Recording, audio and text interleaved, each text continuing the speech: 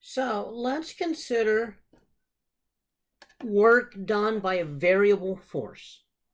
So what I mean is that, we are familiar with the idea now that you exert a force and something moves, and we say that work is force times distance.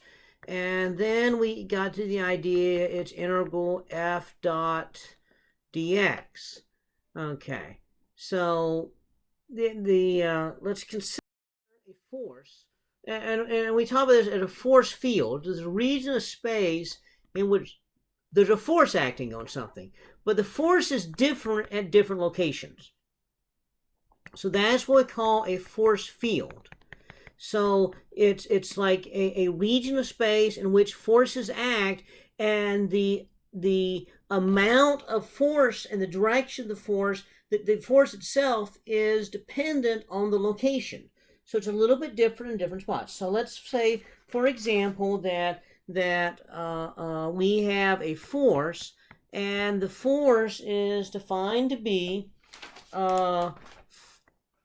some ax squared. Okay, where a is equal to 4.25 Newton per meter squared.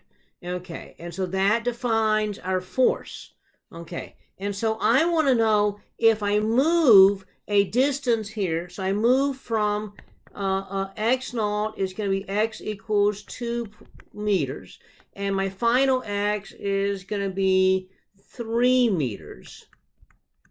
So I just moved 1 meter in the presence of this force, and so I want to know, in the presence of this force, I move here, what is the work done by that force?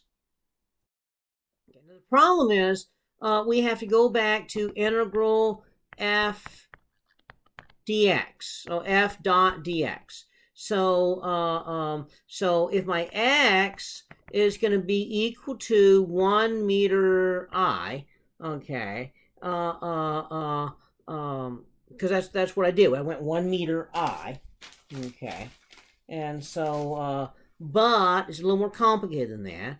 Okay, so what I did was I went from x naught equals 1 meter I to x equals 2 meter I, okay, to x equals 3 meter I. So the delta x was 1 meter. So the work is going to be the integral of ax squared dx. Okay. Well, a is a constant, so it comes out of the integral. X squared dx.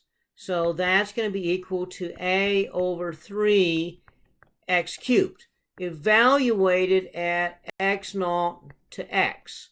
So that's the work that was done. And so the work would be a over 3, so that'll be 4.25 Newton per meter squared divided by 3 times the x final, 3 meters squared, minus the next initial 2 meters squared.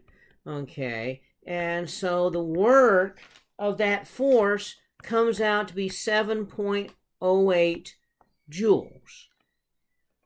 Okay, the takeaway of this is that if you have a variable force, the work is going to be the integral of f dot dx. Now that would account for a variable force, or actually a variable path in that force. And so that's going to be our definition of work, our general definition of work. So work with a variable force.